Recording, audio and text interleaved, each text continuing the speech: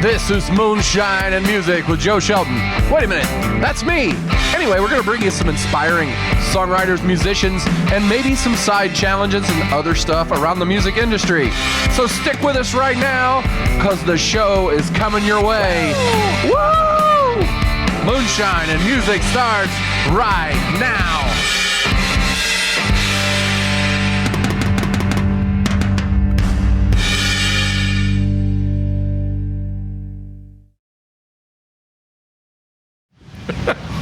Welcome to Moonshine and Music. We're here today with Craig Helmreich.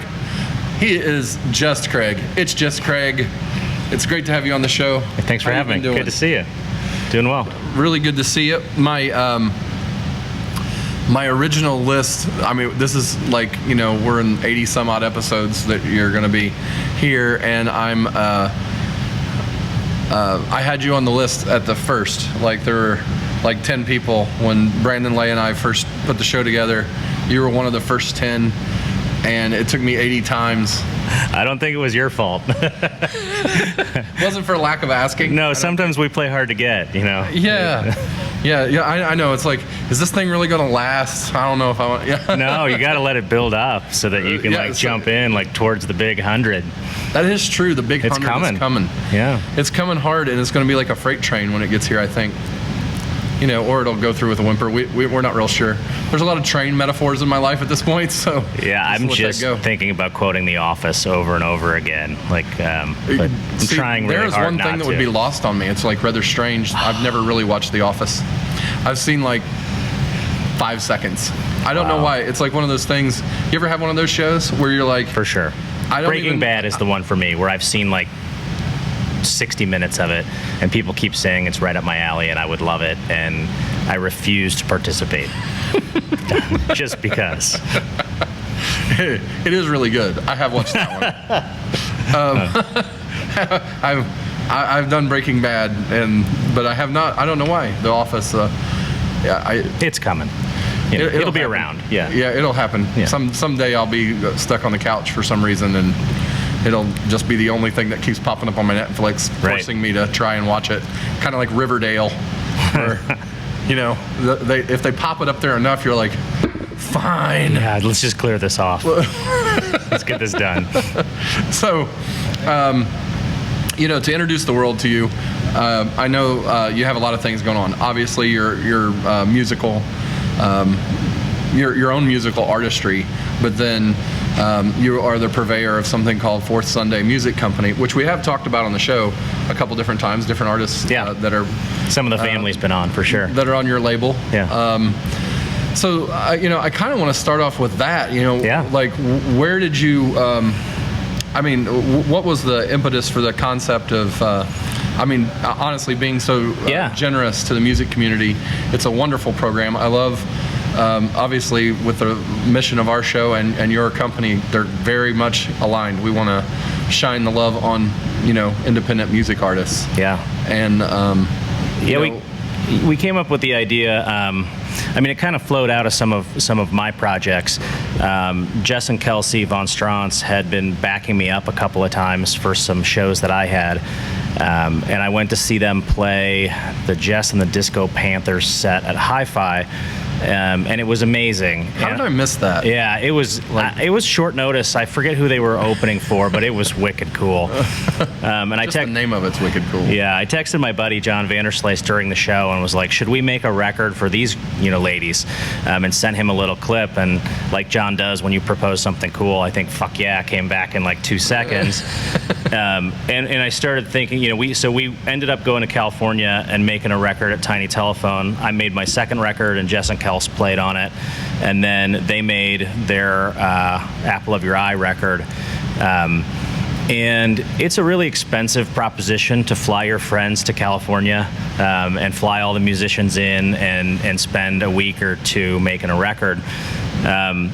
And when we came back, you know, the way I always tell the story is, I think the first time I met Meg Christine Martin, who's here today, I tried to buy a CD or, you know, some music, and she didn't have anything. And I was flabbergasted that somebody that was that good didn't have any recorded material. And so I called up the guys at Postal and said, what's the rate for a day?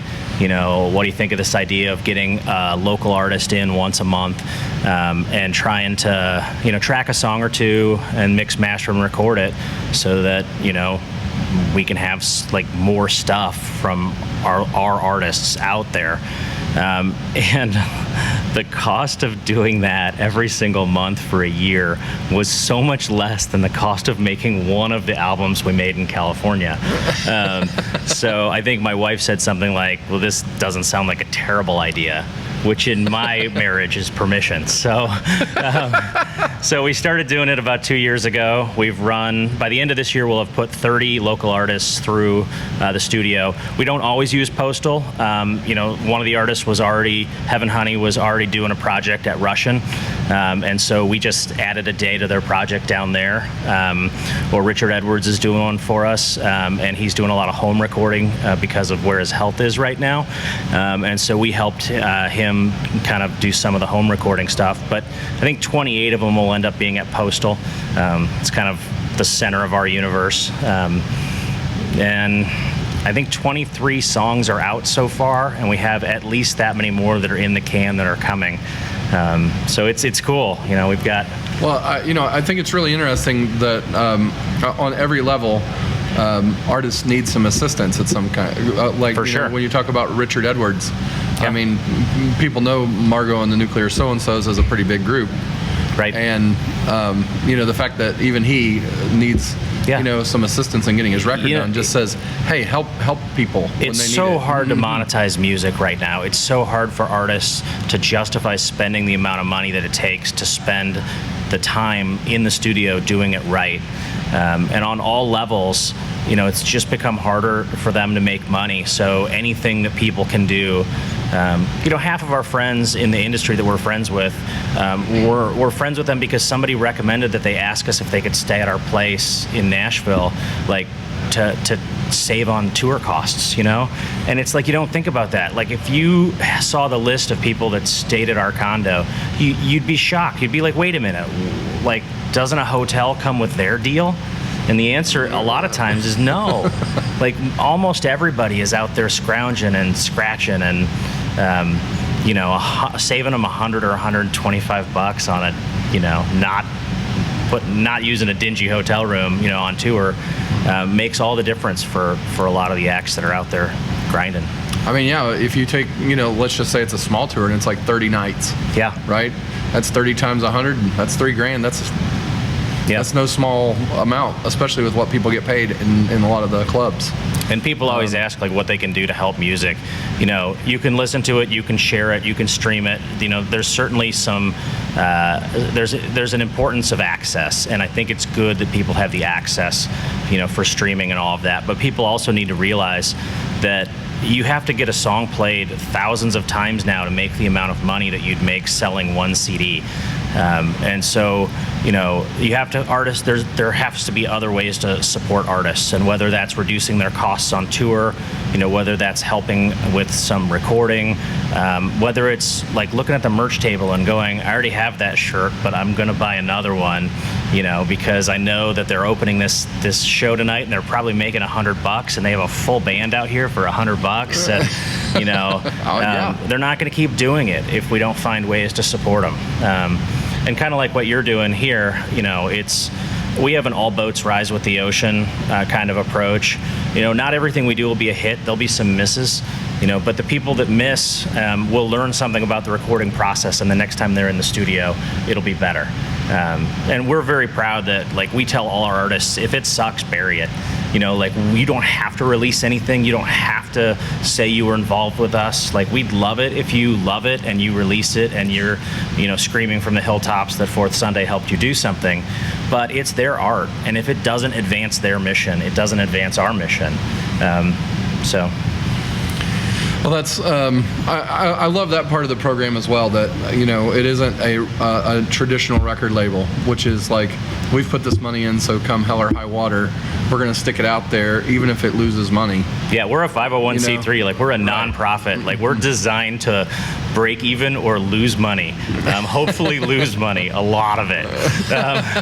But I love telling people like 100% of the money that people donate to us and that we raise goes to the artists, except for one thing. If they donate from a particular website using a credit card, like 2 or 3% gets shaved off.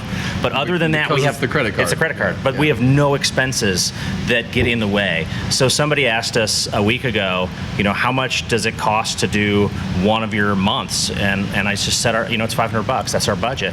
And the next morning, we had a commitment from 3 different people for 3 months next year, and it was like, because people aren't aware that that's all it takes. Like we can get somebody into the studio with an engineer, with a producer.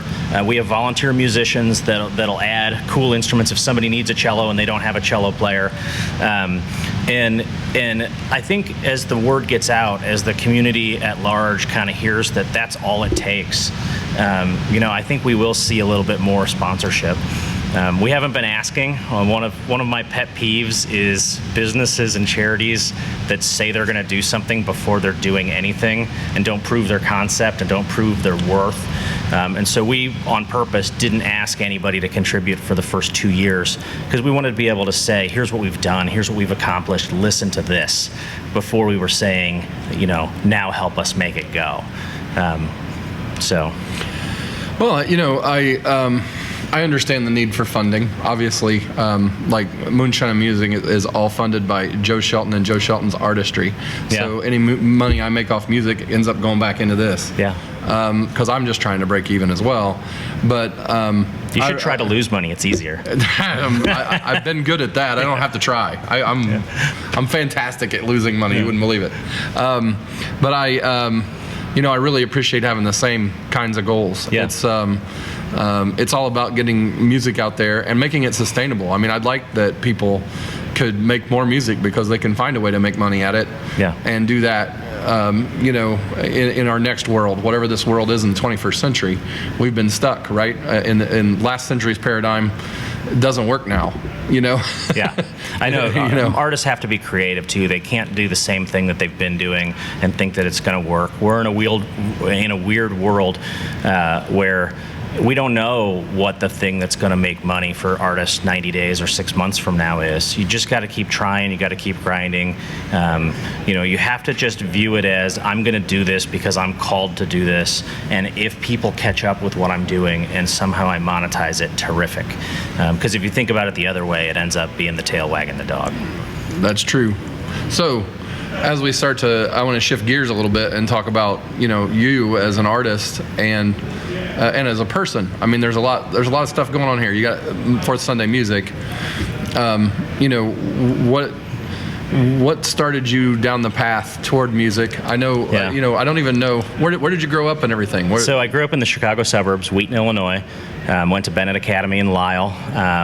That's all western suburbs of Chicago. And yet you're a St. Louis Cardinals fan. Yeah, the first game I remember watching, I love this story. 82 World Series, I think it was. Game 7 is literally the first game I remember watching. I asked my dad who we were rooting for. He said the Cardinals. I didn't know it. Like the family were all Cubs fans, but in that game, he was born in Missouri, and so he picked the Cardinals because, the Cubs aren't in it. And the Cardinals win the World Series in that game. And it was just the coolest thing as a 7-year-old to watch the pageantry of that, and for your team the very first day to win everything. So the next year the season starts, and I'm rooting for the Cardinals, and my dad's like, "What the hell? Like we are Cubs fans in this house. What are you doing?" And it made him so angry that as a 7-year-old, I was like, "Yeah, I'm gonna keep doing this. I'm gonna keep rooting for the Cardinals." So we got to go to a lot of Cubs Cardinals games. One a year probably growing up, and the whole family would root for the Cubs and I'd root for the Cardinals, and it worked out much much better for me than it did for them. They're one championship in 100 years they can have, and yeah, you picked a team that actually wins sometimes. Yeah, that was good. I mean, I'm a White Sox fan, so I'm long suffering as well. Yeah, they got one off in there. Yeah, 05. Yeah, that was wonderful. The Cubs won the White Sox won the World Series, and the Colts won the Super Bowl. Yeah, back to back. It was incredible. I enjoyed that Sox win because the Cardinals went the year adjacent to it, and I just knew how much that would burn up Cubs fans to have the Sox win and the Cardinals win back to back. So I was definitely rooting for the Sox that year. Hey, well, we thank you for your support. Yeah.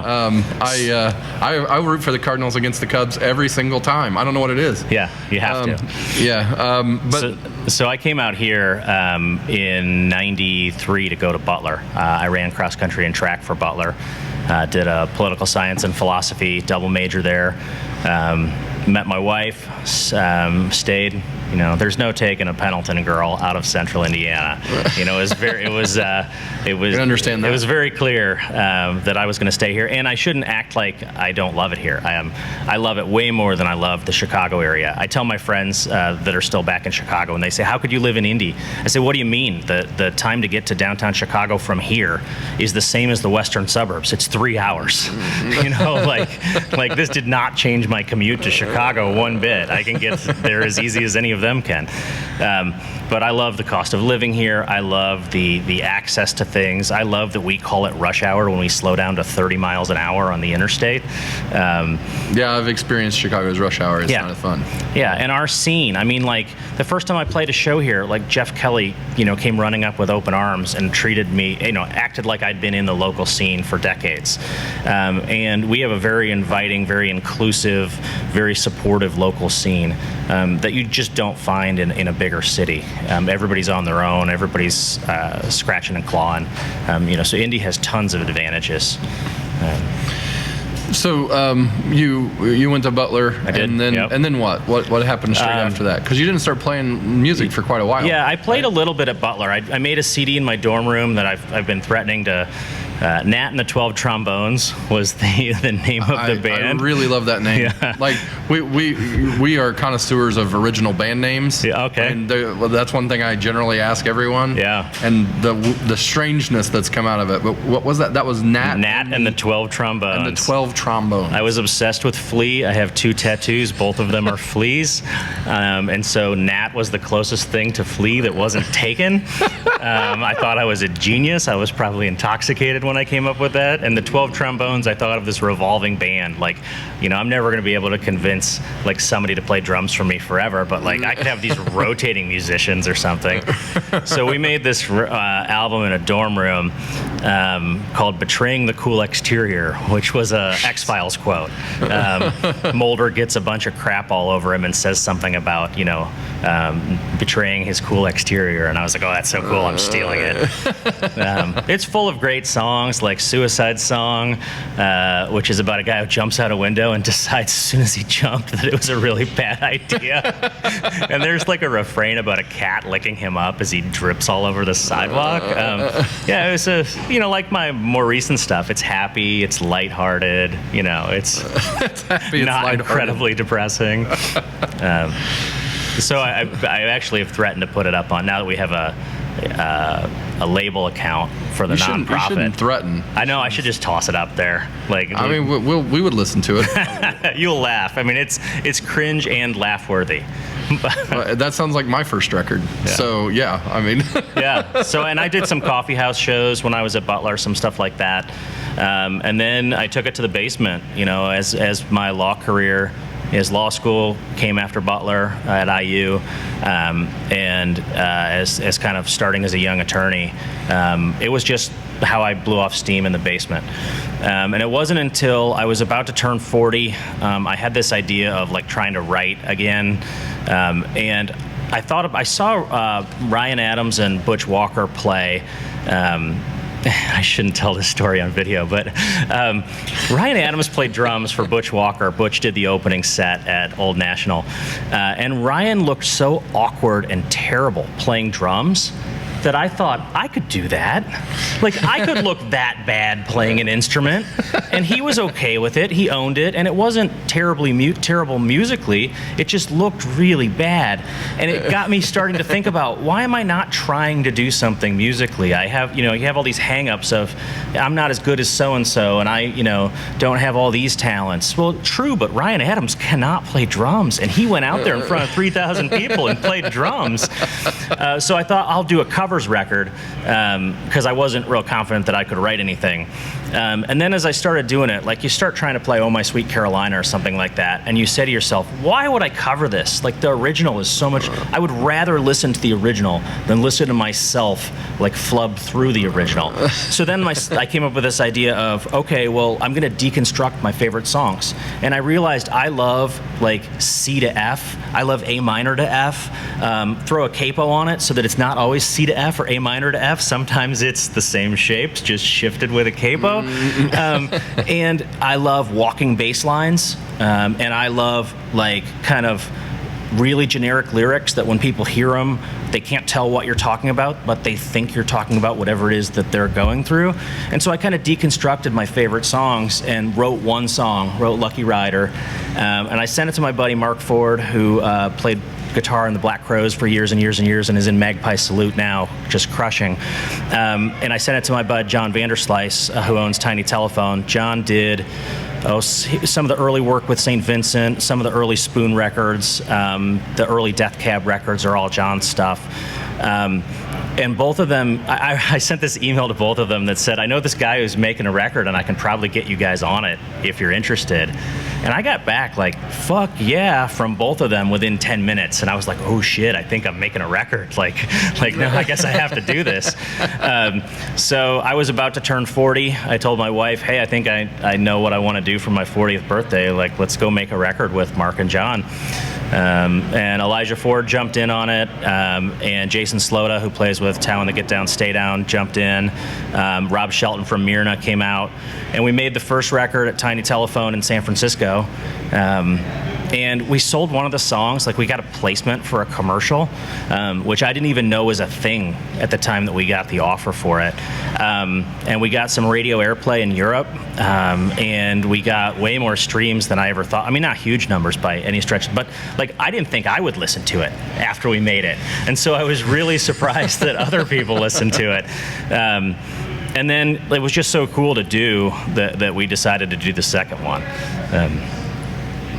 So what are the names of the albums for the people out there that want to go the find first them? record is Blood on the Table by It's Just Craig. And It's Just Craig is a joke. I definitely do not take myself so seriously that I'm like, hey, I'm fucking Craig over here. You know, it's the idea is that my records have professional musicians, like from real touring bands, like all over them. And I couldn't do it without them. And the joke is that it is definitely not just Craig. Like, this is like a team effort of like lifting my boat to make it look like something that it isn't. So Blood on the Table is the first one, and I love that title because it's a quote from John Vanderslice, the producer. At some point, a tambourine or something was dropped during the session, and it sounded so cool as it bounced off of a keyboard and landed on the floor through the overhead mic. We left it in. It's on the record. And it's like those happy mistakes, those things you don't plan to do that just sound cool. You know, as John says it, like you cannot make a sterile record that's just all Pro Tools and you're pitch shifting everything so it's perfect. Like you have to have some of that real in there and that those things that just happen. And so his line is, you just have to leave a little blood on the table. And I was like, oh yeah, I'm stealing that. Like, that's the title. And of course, at the time, I hadn't done a deep dive on Bob Dylan yet. So what is the limit for the blood on the table? You know, there is no limit. I mean, like, sometimes I've left plenty. Yeah. Like scads of blood on, like pints of blood on the table. Sometimes it's a murder scene. The last track on that first record, my vocals are so far out of tune. Like, I'm so far off, and they would not let me redo them. They're like, no, this song is freaking depressing, and it goes to a whole new place when the vocals are this terrible. And I was like, actually, I don't think I can argue with that. Like, let's just leave it. I don't know if I'd make that same choice again. But I understand. But yeah, you got to try some of that stuff, and the flubs and the interesting things, you know, just make it cool. Yeah, I mean, you know, the internet is full of critics. Yeah. So like you throw a record out there and then you know, a few people listen to the thing and then they want to just pick out like the 3 things that are you know, not good instead of the you know, you've got like a whole slew of stuff that is cool or really good on your record, and they go to like track 8 that you didn't really care if it was on there or not. You know, like, and they pick out like the... Dude, I had people that criticized, so on the second record, on Dark Corners, it's a concept album. The whole record's told from the story of a cargo boat, or from the perspective of a cargo boat captain. And Dark Corners is my favorite one. Oh, yeah, mine too. I love it. I don't know that I'll ever be able to top that thing. I love it, start to finish. And, you know, the cool thing about that is the whole concept of that was just an accident. Vanderslice and I were talking about Jess and Kelsey's record and like what days we were going to record it and what musicians we needed to have there. And he said, hey, I'm really sick of this logistics. Like, just tell me a story from work. Like, tell me something that you have going on. And I said, oh man, like Hanjin, this ocean liner has declared bankruptcy, and all the shipments between Korea and the rest of the world, 52 boats, they're just stranded all over the ocean. And I just said, can you imagine working your whole life to be a captain of one of these 52 boats, and you leave your family, you leave everything you know on land for the risk and the perils of the sea and the temptations of the sea and all these other things, and then you get to your destination. Like, some of these boats were 2 miles from LA. They could see the port, but they weren't allowed to come in because it cost $2 million to unload a boat, and the company was out of money. So there was no money to unload them. So for 14 or 16 weeks, they dropped anchor in view of their destination, and they couldn't pull in. And so I said to John, yeah, so my entire next record is going to be from the perspective of a stranded cargo boat captain. And John goes, that's fucking genius. And I was like, oh shit, I think it is. I guess I need to write a whole record about this. And so like the first 8 tracks on Dark Corners are the thematic story of leaving land and being excited about it, but also being, you know, a little bit uneasy about what's in front of you. And then the second track is about being by yourself and being okay, you know, being out there on the ocean alone. And it kind of progresses along this whole story arc in a way that I think, you know, it's not really about a cargo boat captain. It's really about relationships and struggles and things people go through. But talking about criticism, the 9th track on that record is 2 Minutes of Silence. And it's 2 minutes of silence because I was thinking about it in terms of vinyl. You know, like there's one song about Jason Molina that I had left from the first session that we didn't get done, that we took another shot at in the Dark Corners session, and it came out great, 39. It's one of my favorite things that we've done. But it has nothing to do with this cargo boat captain story. So I thought we'll make it a hidden track. We'll put 2 minutes of silence on the record, and then all of a sudden it'll just jump into this unrelated song. And there were like 6 reviews that were like, I just don't get this track 9. I'm like, track 9 is fucking silence. There's nothing to get there. Like, it's space between the concept album and this leftover thing. So yeah, you know, you got to take critics worth a grain of salt. I mean, it's, you know, sometimes they just don't get it, and that's okay. Yeah, I understand. I think that you know, the Dark Corners record for me, I was having a dark place in my life at the time that you came out with it, and it was one of the I think it was the first record I heard of yours, really. I don't think I'd heard the previous. And the thing that you said earlier kind of touched home with me. It may be about something else, but you write those things in a way that you just, you know, glom onto it and put it in your own world. Yeah. And I've said this before, and people have heard me say it, but Chris Wilson, who's a good friend of mine, great dude, told me once. Wait, who is Chris Wilson? Yeah, he's Chris Wilson in the Heresy fame. But he said to me one time, I like the sad songs because it lets me know that I'm not alone. Oh yeah. You know, and that really stuck with me, and it's part of why I connected with your record that way, because you know, the darkness of being the stranded boat captain is kind of like the same thing that I feel when I write like something like my song City of Trains, which is like, I feel like I'm just stuck at a train track. I can't cross even if the train isn't there, you know. So that same sentiment. Did you have trouble entering the street as a child? Like, I couldn't cross the street as a kid because I thought an invisible race car was going to run me over, and it was silent before there were silent cars. I don't know if I was like Elon Musk has nothing on me. I invented like the silent race car like 35 years ago. But yeah, I couldn't step into the street as a kid because I thought this invisible race car was going to run me over. Is that a Chris Wolf thing, like with the invisible dog? Maybe it's all Chris Wolf. We just have him to thank for all these ideas. Who's he? I don't know. We're talking about Chris's all of a sudden. Well, we've come to the part in the program where we have to welcome in, and I can't believe I'm doing this, the Moonshine Genie is going to join us this week. This is Brent Lee Smith. Has many coats and many things that he wears. It's a great collection of coats. Many jobs. He's the Moonshine Guru. He's the world's greatest trivia player. He's undefeated. And he has also been the Moonshine Psychic. And today, he's the Moonshine Genie. All right. What do you got for us today, Brent? Very important. I'm so intrigued. No one else touched the lamp. If you touch the lamp, you will be cursed for eternity. That's what she said. See, that's an Office reference. You shouldn't get that. You've never seen it. Well, I get that from like pop culture in general. All right, so are we ready? Okay, ready. Okay, I get to touch the lamp. Or else this bit doesn't work. What she said. Or else this bit doesn't work. I like that part. All right.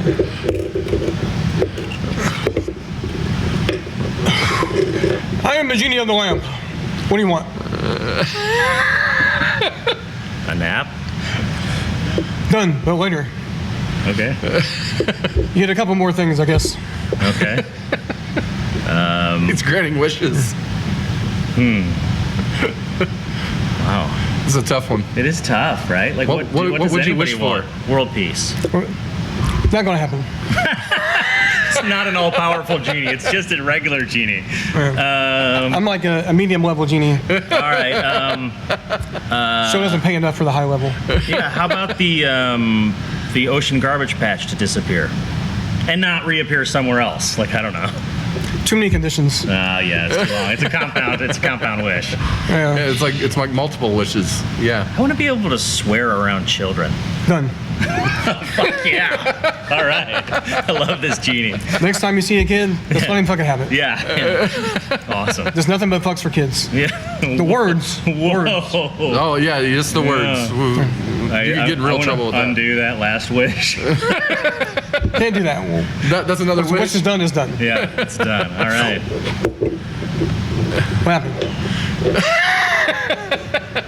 What do you mean? Fuck, I don't know.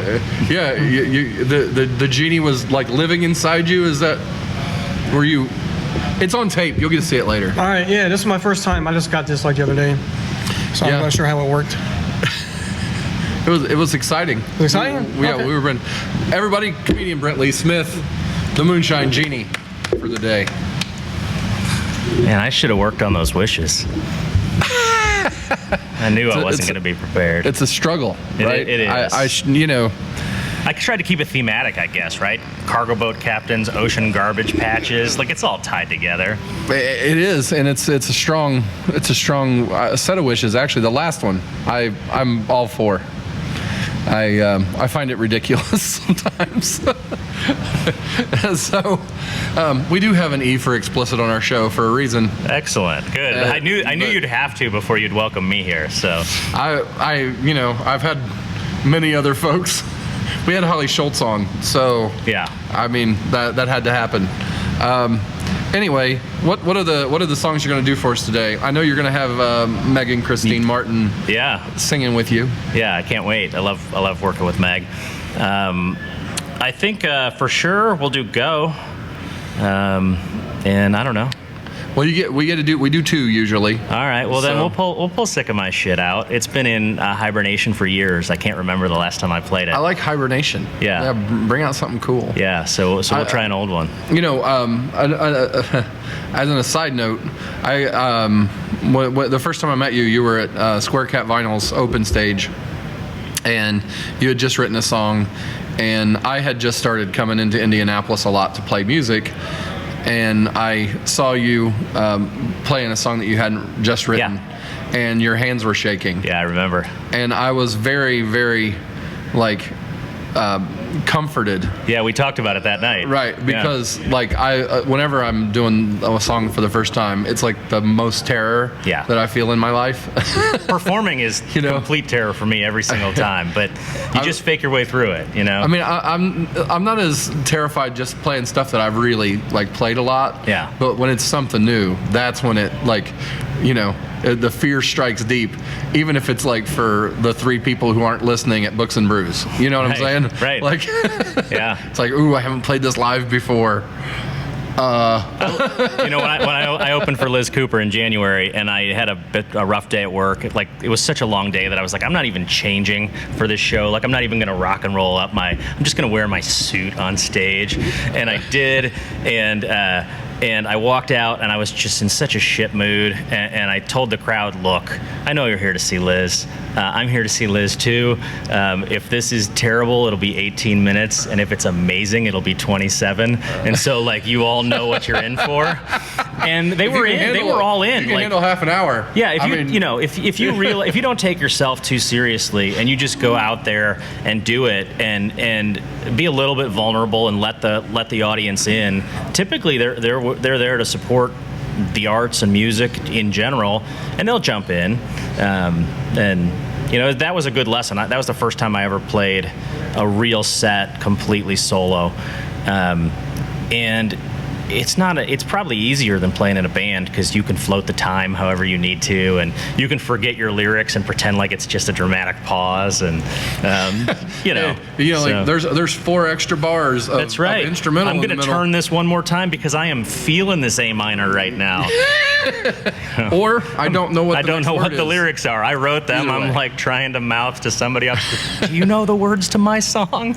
Because I know there are only 3 chords and 8 lyrics. See, you can get help from the audience when you're playing, say, Wagon Wheel. Right? Yeah, that's true. If you kind of forget the lyrics to that, you can look out there and somebody will help.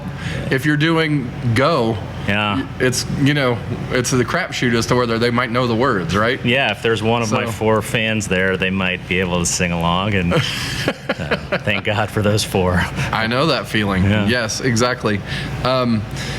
Well, I want to make sure everybody goes and finds you out there. You got Fourth Sunday. FourthSundayMusicCompany.com, FourthSundayMusicCompany.org. Right. Is out there. Facebook, Instagram. It's on all of those. It's just Craig.com. It's just Craig's all over the socials. It's on every streaming service you can think of. So I'll try to make sure I include some of that in the show notes. Cool. And so that people can click on it excellent. easily. Thanks, we appreciate it. I really appreciate you coming on the show. Yeah, it's been really fun talking to you today. Yeah. And I can't wait to see you perform. Oh, thanks. Thanks a lot. Thanks for having me. We'll be right back on Moonshine and Music with It's Just Craig. It's been a couple years since I've played this one, but this is, some would say, my theme song, Sick of My Shit.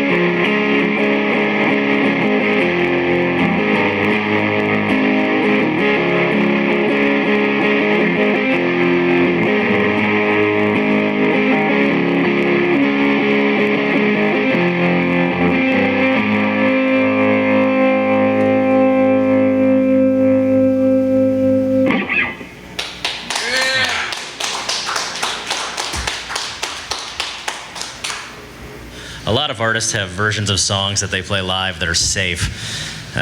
This is the version of the song that I play in my basement that is not safe, so hopefully it goes okay. This is called Go, basement version.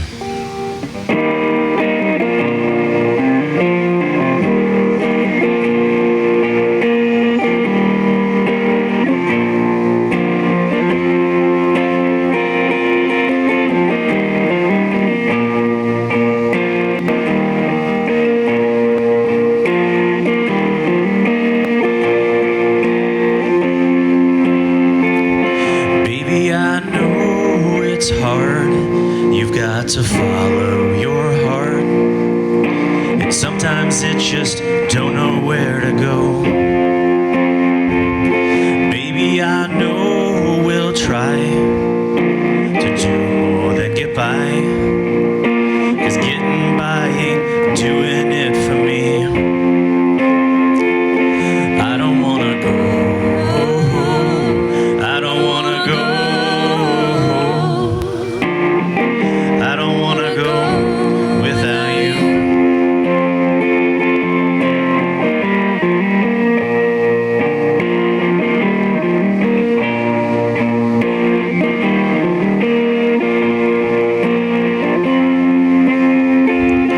Baby, it's cold out here, moving away from you, and I don't wanna go out alone. I don't wanna go, I don't wanna go, I don't wanna go without you. I don't wanna go, I don't wanna go, I don't wanna go without you.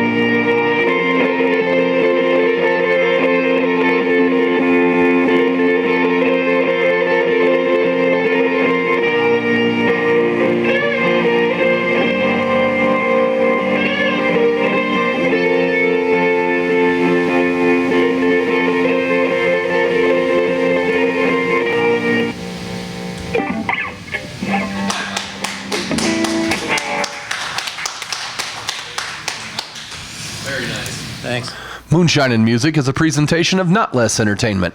Copyright 2019, all rights reserved. Our producer is Joe Shelton. Our cameraman, grip, and stunt double is Brent Lee Smith.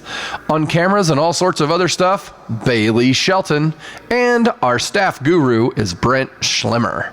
Join us each Sunday for more episodes of Moonshine and Music.